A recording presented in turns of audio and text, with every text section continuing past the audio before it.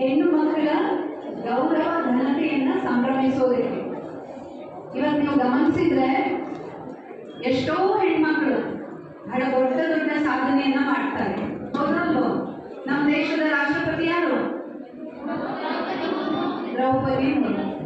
ಒಬ್ಬ ಹೆಣ್ಮಗಳು ಇಡೀ ದೇಶದ ಮುಖ್ಯ ಸ್ಥಾನದಲ್ಲಿದ್ದಾರೆ.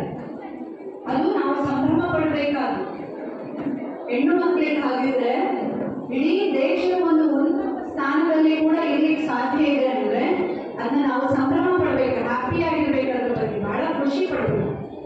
ಹಾಗೆ ಇವತ್ತೆಲ್ಲ ಕ್ಷೇತ್ರದಲ್ಲಿ ಇತ್ತೀಚೆಗೆ ಚಂದ್ರಯಾನ ಆಕಾಶಕ್ಕೆ ಹಾರಿದಾಗ ಆ ಕೆಲಸದಲ್ಲಿ ಎಷ್ಟೋ ಸ್ತ್ರೀ ವಿಜ್ಞಾನಿಗಳಿದ್ರು, ಸೈಂಟಿಸ್ಟ್ಗಳಿದ್ರು, ಹೆಣ್ಮಕ್ಳು ಸೈಂಟಿಸ್ಟ್ಗಳಿದ್ರು. ಇವತ್ತು ಬೇರೆ ಬೇರೆ ಅಧಿಕಾರಗಳಲ್ಲಿ ಹೆಣ್ಮಕ್ಳಿದ್ದಾರೆ, ದೊಡ್ಡ ದೊಡ್ಡ ವೈದ್ಯರಾಗಿದ್ದಾರೆ, ಪೊಲೀಸರಾಗಿದ್ದಾರೆ, ಮತ್ತೆ ಬಿಸ್ನೆಸ್ ಮಾಡ್ತಾ ಇದ್ದಾರೆ. ಸುಧಾ ಮೂರ್ತಿ ಅಂತವರು ದೊಡ್ಡ ಇನ್ಫೋಸಿಸ್ ನಂತ ಸಂಸ್ಥೆಯನ್ನ ನಡೆಸ್ತಾ ಇದ್ದಾರೆ. ಹೀಗೆ ದೊಡ್ಡ ದೊಡ್ಡ ಸಾಹಿತಿಗಳಿದ್ದಾರೆ, ರೈಟರ್ಸ್ ಇದ್ದಾರೆ, ಓಕೆ, ಎಲ್ಲ ಫೀಲ್ಡ್ಗಳಲ್ಲಿದ್ದಾರೆ, ಡ್ರೈವರ್ಸ್ ಇದ್ದಾರೆ, ಪೋಸ್ಟ್ ಆಫೀಸಲ್ಲಿ ವರ್ಕ್ ಮಾಡ್ತಾರೆ. ಹೀಗೆ ಹೆಣ್ಮಕ್ಳು ಬೇರೆ ಬೇರೆ ರೀತಿಯಲ್ಲಿ ಕೆಲಸ ಮಾಡ್ತಾರೆ. ಇವತ್ತು ನಿಮ್ಮ ಸ್ಕೂಲ್ ಅಥವಾ ಈ ಮೇರಿ ಮ್ಯಾಕ್ಯುಲೇಟ್ ಸ್ಕೂಲ್ ಏನಿದೆ, ಈ ಸ್ಕೂಲ್ ಕೂಡ ಅಷ್ಟೇ ಹೆಣ್ಣು ಮಕ್ಕಳಿಗಾಗಿನೇ ಪ್ರಾರಂಭ ಮಾಡಿ, ಹೆಣ್ಣು ಮಕ್ಕಳ ಶಿಕ್ಷಣಕ್ಕಾಗಿ ಪ್ರಾರಂಭ ಮಾಡಿ, ಸಿಸ್ಟರ್ ಹೇಳಿದ್ರು 9 ವರ್ಷ ಆಗೋಯ್ತು ಈ ಸ್ಕೂಲಿಗೆ. ಅದರ ಪ್ರಿನ್ಸಿಪಾಲ್ಸ್ ಯಾವಾಗಲೂ ಕೂಡ ಹೆಣ್ಮಕ್ಳೇ, ಅಲ್ಲಿ ಬರುವಂತಹ ವಿದ್ಯಾರ್ಥಿಗಳು ಹೆಣ್ಮಕ್ಳೇ. ಹಾಗಾಗಿ ಹೆಣ್ಣು ಮಕ್ಕಳು ಈ ತರ ಸಾಧನೆಯನ್ನು ಮಾಡೋದನ್ನ, ಗರ್ಲ್ ಚಿಲ್ಡ್ರನ್ ಏನಿದ್ದಾರೆ ಅವರು ಬೇರೆ ಬೇರೆ ರೀತಿಯ ಸಾಧನೆಗಳನ್ನ, ಸಂಭ್ರಮವನ್ನ ನಾವು ಅನುಭವಿಸ್ಬೇಕು, ಇವತ್ತು ಸೆಲೆಬ್ರೇಟ್ ಮಾಡಬೇಕನ್ನ. ಅದಕ್ಕಾಗಿ ಹಾಗೆ ಇನ್ನೊಂದು ಮುಖ್ಯ ಕಾರಣ ನಮ್ಮ ದೇಶದಲ್ಲಿರುವಂತಹ ಲಿಂಗ ತಾರತಮ್ಯ ಇದೆ, ಅದರ ಕುರಿತಾಗಿ ಅರಿವನ್ನು ಮೂಡಿಸುವಂಥದ್ದು. ಜೆಂಡರ್ ಡಿಸ್ಕ್ರಿಮಿನೇಷನ್ ಅಂತ ಕರಿತೀವಿ. ಹೆಣ್ಮಕ್ಳು ಬೇರೆ, ಬಾಯ್ಸ್ ಬೇರೆ, ಹುಡುಗರು ಬೇರೆ ತರ, ಹೆಣ್ಮಕ್ಳು ಬೇರೆ ತರ, ಅವರನ್ನು ನೋಡಬೇಕಾದ್ರೆ ಬೇರೆ ತರ. ಹೆಣ್ಮಕ್ಳಿಗೆ ಎಲ್ಲ ಸೌಲಭ್ಯ ಇರಬಾರದು, ಹೆಣ್ಮಕ್ಳಿಗೆ ಅವಕಾಶಗಳಿರಬಾರದು ಅಂತ ಆಗೋಲಿಕ್ಕೇನೆ ಈ ಸಮಾಜದಲ್ಲಿ ಸಾಕಷ್ಟು ತೊಂದರೆಗಳಿವೆ, ಅಡೆತಡೆಗಳಿವೆಲ್ಲ. ಅದರ ಕುರಿತಾಗಿ ನಾವು ಅರಿವು ಮೂಡಿಸ್ಕೊಳ್ಬೇಕು. ಹಾಗಾಗಿ ಇವತ್ತು ಮಕ್ಕಳ ಹಕ್ಕುಗಳ ಬಗ್ಗೆ ನಿಮ್ಮ ಜೊತೆಗೆ ಮಾತಾಡೋಕೆ ಹೇಳಿದ್ದಾರೆ. ಇವತ್ತು ಬೇಟಿ ಬಚಾವೋ ಬೇಟಿ ಪಢಾವೋ ಆಂದೋಲನ ಇವತ್ತು, ಅದನ್ನ ಇವತ್ತು ಹೈಲೈಟ್ ಮಾಡ್ತಾ ಇರೋರು ಎಲ್ಲ ಕಡೆ ಕೂಡ. ಈ ಸಂದರ್ಭದಲ್ಲಿ ನೀವು ಬೇರೆ ಬೇರೆ ಸ್ಕೂಲಿನ ಹೆಣ್ಮಕ್ಳಿಗೆ ಸೇರಬೇಕಾದ್ರೆ ಒಂದಿಷ್ಟು ವಿಷಯಗಳನ್ನ ನಿಮ್ಮ ಜೊತೆ ಮಾತಾಡ್ತಾ ಹೋಗ್ತೇನೆ. ಓಕೆ, ಮಕ್ಕಳ ಹಕ್ಕುಗಳು ಅನ್ನುವಂಥದ್ದು ಬಹಳ ಮುಖ್ಯವಾದಂತಹ ವಿಷಯ. ಮಕ್ಕಳಿಗೆ ಕೂಡ ಹಕ್ಕುಗಳಿವೆ.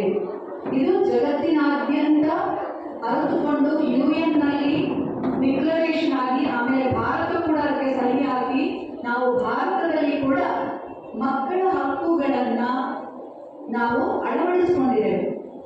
ಈಗ ನಾಡಿದ್ದು 26ನೇ ತಾರೀಕು ಗಣರಾಜ್ಯೋತ್ಸವವನ್ನು ಆಚರಿಸ್ತಾ ಇದೆ. ನಮ್ಮ ದೇಶದ ಬಹಳ ಮುಖ್ಯವಾದಂಥ, ಅತ್ಯಮೂಲ್ಯವಾದಂಥ ಗ್ರಂಥ ಯಾವುದಪ್ಪ? ಸಂವಿಧಾನ. ಈ ಸಂವಿಧಾನದ ಮೂಲಕ ಇಲ್ಲಿರುವಂತಹ ಪ್ರತಿಯೊಬ್ಬರಿಗೆ, ಪ್ರತಿ ಪ್ರಜೆಗೆ ಕೂಡ, ನಮ್ಮ ಭಾರತದ ಪ್ರತಿ ಪ್ರಜೆಗೆ ಕೂಡ ಹಕ್ಕುಗಳು ಸಿಕ್ಕಿವೆ. ಹಾಗೆ ಇದು ಬಹಳ ಮುಖ್ಯವಾದಂತಹ ಗ್ರಂಥ. ಹಾಗೆಯೇ ನಮ್ಮ ದೇಶದಲ್ಲಿರುವಂತಹ ಪ್ರತಿಯೊಂದು ಮಗುಗೆ ಕೂಡ ಮಕ್ಕಳ ಹಕ್ಕುಗಳಿವೆ. ಆ ಹಕ್ಕುಗಳನ್ನು ಗೊತ್ತಿಲ್ಲದವರು ಅಥವಾ ಆ ಹಕ್ಕುಗಳಿಗೆ ಪ್ರಾಮುಖ್ಯತೆ ಕೊಡದವರು ಮಕ್ಕಳಿಗೆ ತೊಂದರೆಗಳನ್ನು ಮಾಡ್ತಾ ಇರ್ತಾರೆ.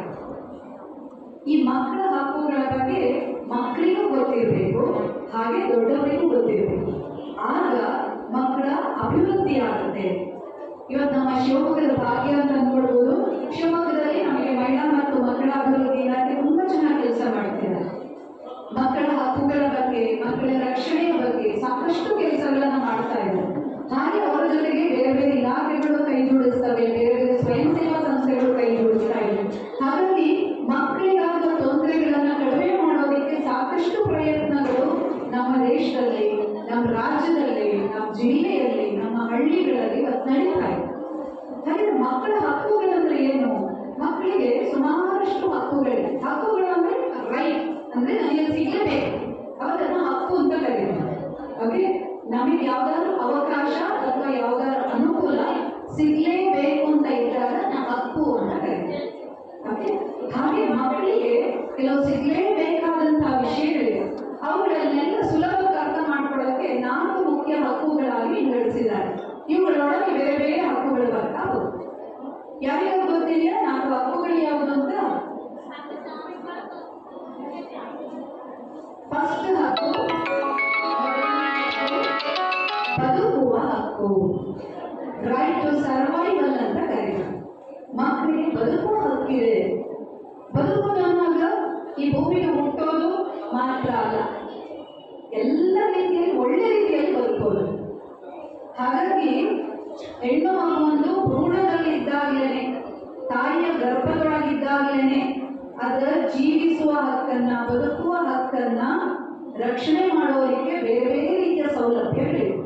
ಅದರಲ್ಲಿ ಬಹಳ ಮುಖ್ಯವಾಗಿ ಆಗ ನ್ಯಾಯಾಧೀಶರು ಹೇಳಿದ್ರಲ್ಲ, ಅದು ಒಂದು ಮುಖ್ಯವಾದಂತಹ ಹಕ್ಕು. ಹೆಣ್ಣು ಭ್ರೂಣ ಹತ್ಯೆ ನಿಷೇಧ ಕಾಯ್ದೆ ಇದೆ ನಮ್ಮಲ್ಲಿ. ಯಾರೂ ಕೂಡ ಸ್ಕ್ಯಾನ್ ಮಾಡಿ ನೋಡಿ ಇದು ಹೆಣ್ಣು ಮಗು ಅಂತ ಹೇಳಿ ಪೆಟ್ಸೋಂಗಿಲ್ಲ. ಅದು ಪೆಟ್ಸಿದ್ರು ಅಂದ್ರೆ ಜೈಲಿಗೆ ಹೋಗ್ಬೋದು.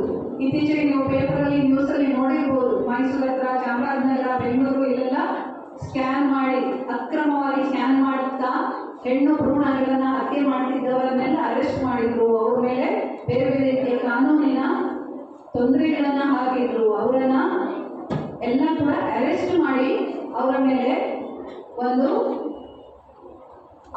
ಈ ಕಾಯ್ದೆಯನ್ನ ಹೇಳಿ. ಅದರ ಅರ್ಥ ಹೆಣ್ಣು ಭ್ರೂಣ ಇದ್ದಾಗ ಸ್ಕ್ಯಾನ್ ಮಾಡಿ ನೋಡಿ, ಇದು ಹೆಣ್ಣು ಮಗು ಆಗುತ್ತೆ, ಇದು ಈಗಲೇ ಸಾಯಿಸ್ಬಿಡೋಣ, ಈಗಲೇ ತೆಗೆಸ್ಬಿಡೋಣ, ಅದಕ್ಕೆ ಅವಕಾಶ ಇಲ್ಲ. ಯಾಕಂದ್ರೆ ನಮ್ಮ ಜೀವನ ಪ್ರಾರಂಭ ಆಗೋದು ನಾವು ತಾಯಿಯ ಗರ್ಭದಲ್ಲಿದ್ದಾಗಲೇ. ಹಾಗಾಗಿ ಆ ಸೌಲಭ್ಯವನ್ನು ನಿಷೇಧ ಮಾಡಿದ್ದಾರೆ. ಯಾರಾದರೂ ಆ ಥರ ಮಾಡ್ತಾರೆ ಅಂದ್ರೆ ನೀವು ಇಮಿಡಿಯೇಟ್ ತಿಳಿಸ್ಬೋದು, ಪೊಲೀಸ್ಗೆ ತಿಳಿಸ್ಬೋದು, ಆರೋಗ್ಯ ಇಲಾಖೆಗೆ ತಿಳಿಸ್ಬೋದು, ಮಹಿಳಾ ಮತ್ತು ಮಕ್ಕಳ ಅಭಿವೃದ್ಧಿ ಇಲಾಖೆ ತಿಳಿಸ್ಬೋದು, ಅಂಗನವಾಡಿ ಟೀಚರ್ಗೆ ತಿಳಿಸ್ಬೋದು, ಆಶಾ ಕಾರ್ಯಕರ್ತರಿಗೆ ತಿಳಿಸ್ಬೋದು. ಅವರು ತಕ್ಷಣ ವ್ಯವಸ್ಥೆ ಮಾಡ್ತಾರೆ, ಅಂಥವ್ರನ್ನ ಅರೆಸ್ಟ್ ಮಾಡಿ ಅದನ್ನಾಗದ ಹಾಗೆ ನೋಡ್ಕೊಳ್ತಾರೆ. ಓಕೆ, ಹಾಗೆ ಭ್ರೂಣ ಹತ್ಯೆ ನಿಷೇಧ ಕಾಯ್ದೆ ಇದೆ. ಹೆಣ್ಣು ಮಗು ಹುಟ್ಟಿದವಾಗಿನಿಂದ ಮುಂದೆ ಬೆಳೀತಾ ಹೋಗಬೇಕಾದ್ರೆ ಈ ಬದುಕುವ ಹಕ್ಕಿಗಾಗಿ ಬೇರೆ ಬೇರೆ ಸೌಲಭ್ಯಗಳನ್ನು ಕಲ್ಪಿಸಿದ್ದಾರೆ. ಅದರಲ್ಲಿ ಪೌಷ್ಟಿಕಾಂಶ ಲಭ್ಯ ಆಗುವ ಹಾಗೆ ನೋಡುವಂಥದ್ದು, ಸರಿಯಾದಂತಹ ಆರೋಗ್ಯ ವ್ಯವಸ್ಥೆ ಲಭ್ಯ ಆಗುವ ನೋಡುವಂಥದ್ದು, ಇದೆಲ್ಲ ಸೇರಿಕೊಳ್ಳೋದು. ಓಕೆ, ಇದು 2ನೇ ವಿಷಯ. ಹೀಗೆ ಜೀವಿಸುವ ಹಕ್ಕುವಲ್ಲಿ ಮುಖ್ಯವಾಗಿ ಬರೋದೇ ಎಲ್ಲ ಮಕ್ಕಳಿಗೆ ಪೌಷ್ಟಿಕ ಆಹಾರ ಸಿಗಬೇಕು ಅನ್ನುವಂಥ ವ್ಯವಸ್ಥೆ, ಆರೋಗ್ಯ ಸೇವೆ ಸಿಗಬೇಕು ಅನ್ನುವಂಥ ವ್ಯವಸ್ಥೆ. ಆಗ ಹೇಳಿದ್ರಲ್ಲ, ಸ್ನೇಹ ಕ್ಲಿನಿಕ್ ಹೆಣ್ಣು ಮಕ್ಕಳಿಗಾಗಿ ಇದೆ. ಅದನ್ನ ಯಾಕೆ ತೆರೆದ್ರು ಅಂದ್ರೆ, ಹೆಣ್ಣು ಮಕ್ಕಳಿಗೆ ಯಾವ್ದಾದ್ರು ಆರೋಗ್ಯದ ತೊಂದರೆ ಆಗದೆ ಅವರು ಯಾವುದೇ ಸಂಕೋಚ, ಮುಜುಗರ ಅಥವಾ ಸೌಲಭ್ಯದ ಕೊರತೆ ಯಾವುದೂ ಇಲ್ಲದೇ ನೇರವಾಗಿ ಸೇವೆ ಪಡೆಯುವಾಗ ಅವರ ಆರೋಗ್ಯ ಸುಧಾರಿಸಬೇಕು. ಈ ಮೂಲಕವಾಗಿ ಅವರು ಒಳ್ಳೆ ರೀತಿಯಲ್ಲಿ ಬದುಕುವಾಗ ಆಗಬೇಕು. 2ನೇ ಹಕ್ಕು ಅಭಿವೃದ್ಧಿಯ ಹಕ್ಕು ಅಂತ ಕರೆದಿದೆ. ಒಂದು ಮಗು ಹುಟ್ಟಿದ ಮೇಲೆ ನಾವು ಸಾಧಿಸಬೇಕು ಅಥವಾ ನಾವು ಒಳ್ಳೆ ರೀತಿಯಲ್ಲಿ ಬದುಕಬೇಕು ಅಂದ್ರೆ ನಾವು ಅಭಿವೃದ್ಧಿ ಆಗಬೇಕು. ಈ ಅಭಿವೃದ್ಧಿ ಅನ್ನೋದು ಕೇವಲ ನಮ್ಮ ದೇಹದ ಗಾತ್ರ, ಎತ್ತರ ಇದರ ಮೇಲೆ ಮಾತ್ರ ನಿಂತಿಲ್ಲ. ನಮ್ಮ ವ್ಯಕ್ತಿತ್ವ ವಿಕಸನ ಆಗಬೇಕು. ವ್ಯಕ್ತಿತ್ವ ವಿಕಸನ ಅಂದ್ರೆ ಏನು? ನಿಮಗೆ ಇಲ್ಲೀಗ ಮಾತಾಡ್ತಾ ಹೇಳಿದ್ರು, ಗೌರವ ಮತ್ತು ಘನತೆ ಅಂದ್ರೆ ಯಾವುದೇ ಹೆಣ್ಣು ಮಕ್ಕಳು ಕೂಡ ಮುಜುಗರ ಪಡುವ ಹಾಗ ಆಗ್ತಾರೆ. ನಾನು ಹೆಣ್ಣು ಮಗಳು, ಅಯ್ಯೋ ಏನ್ ಅನ್ಕೊಳ್ತಾರೆ ಏನೋ, ಏನಾಗುತ್ತೋ ಏನೋ, ಈ ಮುಜುಗರ ಇಲ್ಲದೇನೆ ಗೌರವದಿಂದ ಘನತೆಯಿಂದ ಬದುಕುವಾಗ ಅದು ಹೇಗೆ ಸಾಧ್ಯ? ಅದು ಬಹಳ ಮುಖ್ಯವಾಗಿ ಸಾಧ್ಯ ಆಗ್ಬೋದು ಎಜುಕೇಶನ್ ಮೂಲಕ. ಇವತ್ತು ನೀವು ಬೋರ್ಡಲ್ಲಿ ಬೇರೆ ಬೇರೆ ಸೈನ್ ನೋಡಿದ್ರಿ. ದಿಯಾನ್ ಅಂತ ಪುಟ್ಟ ಹುಡುಗಿ ಹೋಗಿ ಸೈನ್ ಮಾಡಿದ್ರು, ಹೌದಾ?